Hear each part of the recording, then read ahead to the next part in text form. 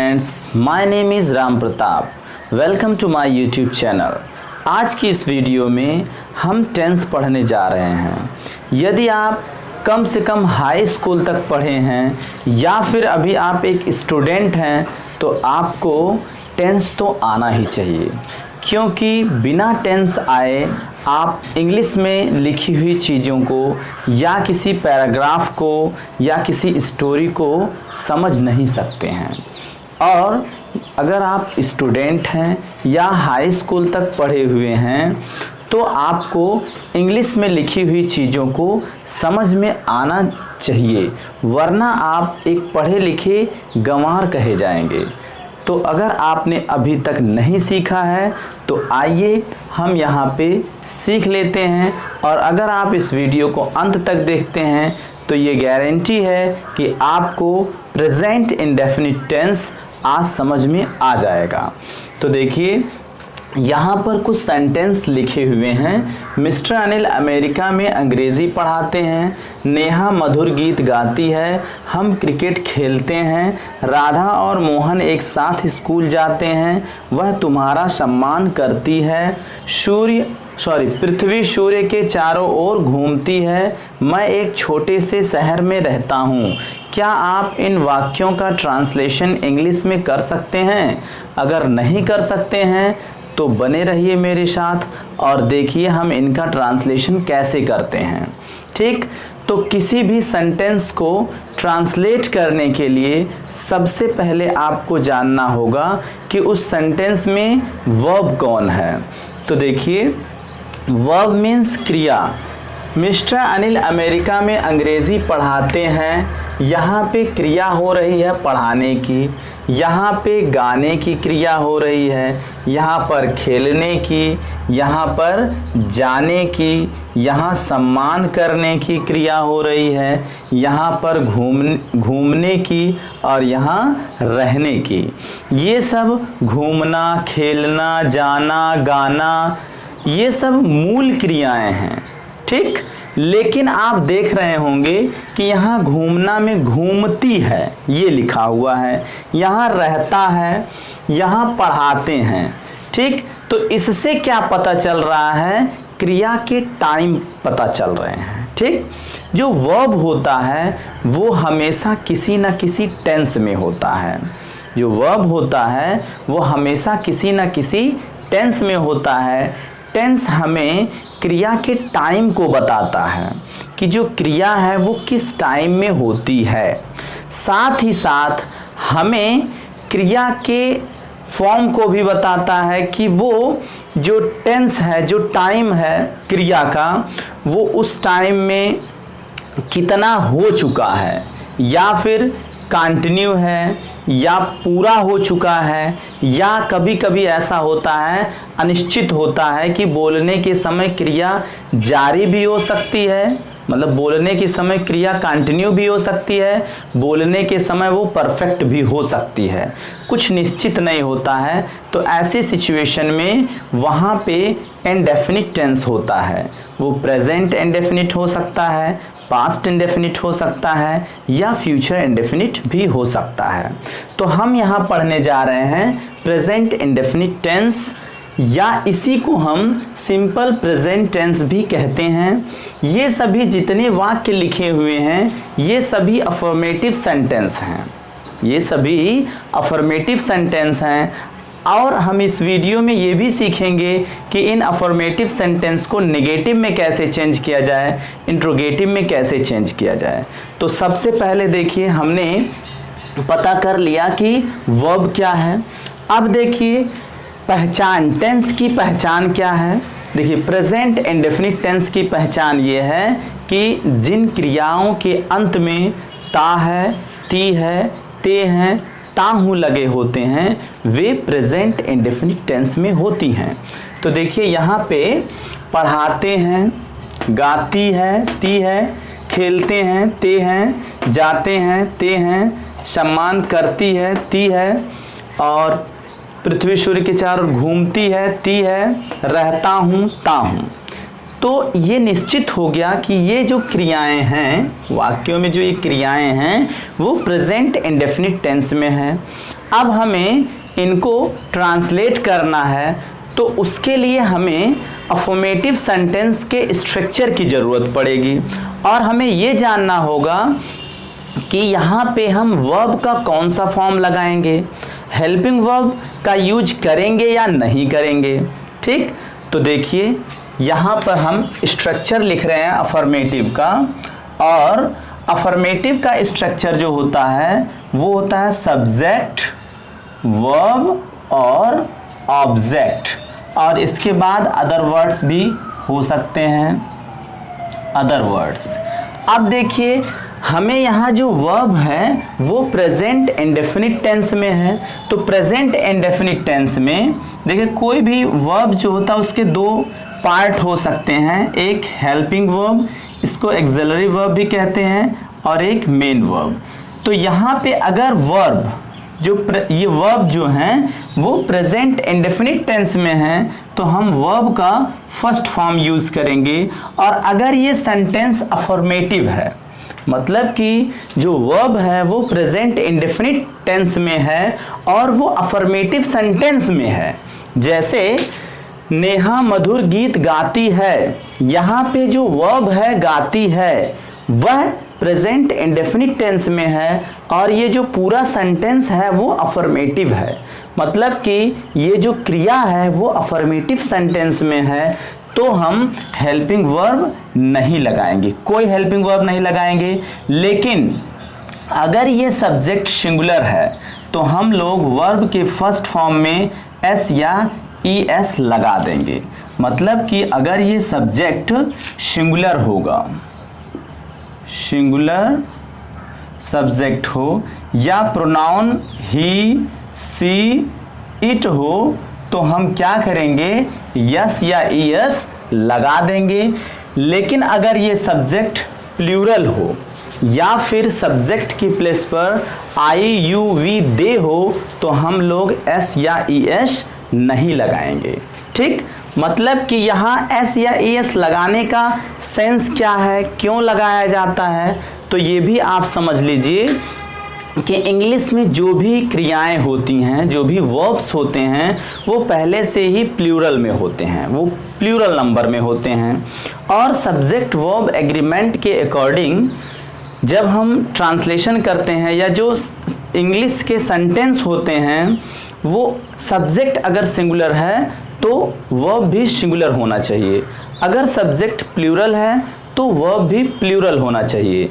तो देखिए वर्ब तो पहले से ही प्लूरल होते हैं, अगर सब्जेक्ट सिंगुलर हुआ तो हमें वर्ब को सिंगुलर में चेंज करना पड़ेगा, तो वर्ब को सिंगुलर में चेंज करने के लिए एस या ईएस लगाना पड़ता है या कोई हेल्पिंग वर्ब लगानी पड़ती है, तो यहाँ तो हेल्पिंग वर्ब लगती नहीं है। जब हम इसका नेगेटिव बनाएंगे तो वहाँ पर हम हेल्पिंग वर्ब डज या डू का यूज़ करेंगे और उसके साथ नॉट भी लगाएंगे। ठीक, तो अब देखिए ये जो स्ट्रक्चर है, इस स्ट्रक्चर पर इन सभी सेंटेंस का ट्रांसलेशन आप बहुत ही इजीली कर सकते हैं। देखिए मिस्टर अनिल अमेरिका में अंग्रेजी पढ़ाते हैं, तो ये जो क्रिया है इसको कौन करता है, मिस्टर अनिल, तो क्रिया को करने वाला ही सब्जेक्ट होता है, डूअर ही क्या होता है, सब्जेक्ट। और अगर आप वर्ब पे क्या का क्वेश्चन उठाएंगे तो आपको मिल जाएगा ऑब्जेक्ट, और यहाँ पे ऑब्जेक्ट क्या है, अंग्रेजी। कैसे पढ़ाते हैं, क्या पढ़ाते हैं, तो अंग्रेजी, ये ऑब्जेक्ट है। और ये अमेरिका में, ये आपका एडवर्ब ऑफ प्लेस है, मतलब ये प्लेस को बता रहा है, क्रिया का प्लेस क्या है, और ये अगर ऑब्जेक्ट है तो ऑब्जेक्ट के बाद इसे लिखा जाता है, तो इसे अदर वर्ड की प्लेस पर लिख देंगे। तो देखिए सबसे पहले हमें क्या लिखना है, सब्जेक्ट। सब्जेक्ट क्या है, मिस्टर अनिल, मिस्टर अनिल। ठीक, उसके बाद क्या करना है, वर्ब, मेन वर्ब का फर्स्ट फॉर्म, तो वर्ब है पढ़ाना, पढ़ाना का टीच फर्स्ट फॉर्म। और ये देखिए मिस्टर अनिल एक व्यक्ति हैं, सिंगुलर सब्जेक्ट है, तो आप क्या करेंगे, यहाँ पे ईएस लगा देंगे, तो ये भी सिंगुलर हो गया। ठीक, तो मिस्टर अनिल टीचेज, क्या पढ़ाते हैं भाई, इंग्लिश, टीचेज इंग्लिश कहाँ? अमेरिका में, इन अमेरिका। ठीक, ये देखिए इस तरह से ट्रांसलेट हो गया। इसी तरह से हम ये दूसरे सेंटेंस का भी ट्रांसलेशन कर लेंगे। यहाँ पे गाती है, सब्जेक्ट कौन है? नेहा, तो ये हो जाएगा नेहा, नेहा। उसके बाद गाती है सिंग, नेहा सिंगुलर है तो इसमें हम एस लगा देंगे। नेहा सिंग्स, क्या गाती है? मधुर गीत, अ sweet song. Neha sings a sweet song. हम क्रिकेट खेलते हैं तो यहाँ पे सब्जेक्ट है हम, वी, और खेलते हैं प्ले, वी प्ले। अब देखिए यहाँ पे हमने बताया था कि अगर सब्जेक्ट के प्लेस पर IUV दे हो तो हम वर्ब में SES नहीं लगाएंगे, तो हम यहाँ नहीं लगाएंगे। We play cricket, we play cricket. ठीक, राधा और मोहन एक साथ स्कूल जाते हैं तो यहाँ पे सब्जेक्ट कौन है? राधा और मोहन, तो Radha and Mohan go to school together. ठीक, देखिए राधा और मोहन सब्जेक्ट हो गए और गो ये वर्ब हो गया, टू स्कूल ये आपका प्लेस हो गया, टुगेदर एक साथ जाते हैं। ठीक, तो अगर यहाँ पे ऑब्जेक्ट नहीं है तो ऑब्जेक्ट के प्लेस पर जो यहाँ पे स्थान दिया है उसे लिख देंगे। ठीक, वह तुम्हारा सम्मान करती है, यहाँ पे वह जो है एक फीमेल है तो शी, और सम्मान करना का रिस्पेक्ट, सी रिस्पेक्ट। और यहाँ पे जो सब्जेक्ट है वो यहाँ देखिए ही see it, he see it हो तो हम वर्ब में यस या यस लगा देंगे, तो सी रिस्पेक्ट्स, और तुम्हारा यहाँ ऑब्जेक्टिव फॉर्म में है तो यू, सी रिस्पेक्ट्स यू। इसी तरह से आप इसका भी ट्रांसलेशन कर सकते हैं। पृथ्वी सूर्य के चारों ओर घूमती है, द अर्थ मूव्स। यहाँ पृथ्वी भी एक है इसलिए वर्ब में एस लगाएंगे, moves around the sun, moves around the sun. मैं एक छोटे से शहर में रहता हूँ, आई लिव।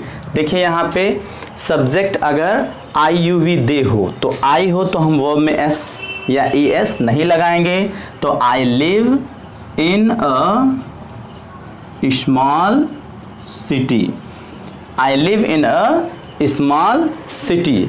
अब हम इनको नेगेटिव सेंटेंस में कैसे चेंज करें वो सीखेंगे, और इन्हें बहुत ही इजीली, अगर यही सेंटेंस मतलब बिल्कुल ये वर्ब यही हो, सब्जेक्ट यही हो, ऑब्जेक्ट यही हो, लेकिन वो नेगेटिव में सेंटेंस हो, तो हम क्या करेंगे? देखिए जैसे मिस्टर अनिल अमेरिका में अंग्रेजी पढ़ाते हैं, अगर लिख दिया जाए मिस्टर अनिल अमेरिका में अंग्रेजी नहीं पढ़ाते हैं तो ये नेगेटिव सेंटेंस हो गया। अब इसका जो ये स्ट्रक्चर है वो चेंज हो जाएगा, इसका स्ट्रक्चर चेंज हो जाएगा। ठीक, अब इसका स्ट्रक्चर हो जाएगा सब्जेक्ट प्लस डज या डू। देखिए हमने बताया था ना हेल्पिंग वर्ब में पहले, वर्ब में पहले हेल्पिंग वर्ब आ सकता है, तो यहाँ पे अगर टेंस प्रेजेंट इंडेफिनिट है, मतलब वर्ब का जो टेंस है वो प्रेजेंट इंडेफिनिट है, तो हम क्या करेंगे?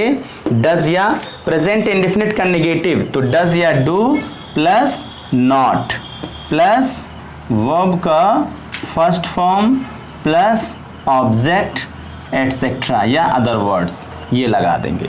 अब देखिए इसमें और इस स्ट्रक्चर में कोई ज़्यादा डिफरेंस नहीं है। देखिए अफर्मेटिव में भी पहले सब्जेक्ट, नेगेटिव में भी पहले सब्जेक्ट। यहाँ पे मेन वर्ब का फर्स्ट फॉर्म हेल्पिंग वर्ब नहीं लगता है अफर्मेटिव में, नेगेटिव में डज नॉट या डू नॉट लगाएंगे। यहाँ डज या डू हेल्पिंग वर्ब है, नेगेटिव है तो यहाँ नॉट लगाएंगे। फिर वर्ब का फर्स्ट फॉर्म यहाँ भी लगता था, यहाँ भी लगेगा, नेगेटिव में भी, लेकिन आपको ये गलती नहीं करना है कि प्रेजेंट इंडेफिनिट टेंस के नेगेटिव में जो वर्ब का फर्स्ट फॉर्म होगा उसमें एस या एस ऐड नहीं करना है, और फिर ऑब्जेक्ट और फिर अदर वर्ड्स हो तो उन्हें लिख देना है। अब देखिए ये जो सेंटेंस हैं इनको नेगेटिव में हम कैसे ट्रांसलेट करें। मिस्टर अनिल अमेरिका में अंग्रेजी नहीं पढ़ाते हैं। देखिए सब्जेक्ट पहले यहाँ भी, लेकिन यहाँ वर्ब का फर्स्ट फॉर्म है पहले, और यहाँ पे क्या होगा, यहाँ पे हो जाएगा डज नॉट टीच, और कुछ नहीं करना है। Mister Anil does not teach English in America, ये हो गया नेगेटिव सेंटेंस। इसी तरह से नेहा मधुर गीत नहीं गाती है, अगर हम कर दें नहीं गाती है तो यहाँ पे सिंग्स के प्लेस पे हो जाएगा does not sing a sweet song. हम क्रिकेट नहीं खेलते हैं, तो इसका अगर नेगेटिव बनाना है हमें, ये तो नेगेटिव हो गया, हम क्रिकेट नहीं खेलते हैं, इसका ट्रांसलेट करना है तो we do not play cricket. इस तरह से हम अफर्मेटिव सेंटेंस को नेगेटिव में चेंज कर सकते हैं इजिली। अब आइए देखते हैं कि अगर इन्हें इंट्रोगेटिव में चेंज करना हो तो क्या करें। तो इंट्रोगेटिव में चेंज करना हो तो भी आपको कुछ अलग से कुछ नहीं लाना है, बस आपको ये जो हेल्पिंग वर्ब हैं उन्हें सब्जेक्ट से पहले लिख देना है। तो अगर सेंटेंस क्या से स्टार्ट हो, मतलब कि अगर इंट्रोगेटिव सेंटेंस ऐसे हों जिनका आंसर आप यस या नो में दे सकते हैं, जैसे क्या आप अपनी किताब पढ़ते हैं, या क्या आप मुझे जानते हैं, क्या वह स्कूल जाती है, तो इसका आंसर आप यस या नो में दे सकते हैं। तो इसका ट्रांसलेट करने के लिए पहले आप हेल्पिंग वर्ब का यूज़ करेंगे डज या डू, उसके बाद आप सब्जेक्ट का यूज़ करेंगे। लेकिन ये जो डज या डू होगा ये इस सब्जेक्ट के नंबर के अकॉर्डिंग यूज़ होगा। अगर ये सिंगुलर नंबर में है तो डज, ये प्लूरल नंबर में है तो डू। उसके बाद हम वर्ब का फर्स्ट फॉर्म यूज़ करेंगे, फिर ऑब्जेक्ट का यूज़ करेंगे, फिर एटसेट्रा, अगर कोई अदर वर्ड्स हो तो उसका यूज करेंगे, फिर क्वेश्चन मार्क का यूज़ करेंगे। लेकिन अगर सेंटेंस क्या से स्टार्ट ना हो, वाक्य के बीच में कोई प्रश्नवाचक शब्द आए, ठीक, जैसे वह कहाँ रहता है, तो इसका आंसर आप यस या नो में नहीं दे सकते हैं। आप स्कूल क्यों जाते हैं, ठीक, तो आप क्या करेंगे, यहाँ पे जो वाक्य के बीच में क्वेश्चन आया, प्रश्नवाचक शब्द, सबसे पहले उसी की इंग्लिश लिखेंगे, क्वेश्चन वर्ड की इंग्लिश सबसे पहले लिखेंगे। उसके बाद आप क्या करेंगे, फिर बाकी यही रूल यूज़ करेंगे, डज या do plus subject plus verb का फर्स्ट फॉर्म प्लस ऑब्जेक्ट और क्वेश्चन मार्क। अब आइए देखते हैं यहाँ पे, क्या राधा और मोहन एक साथ स्कूल जाते हैं।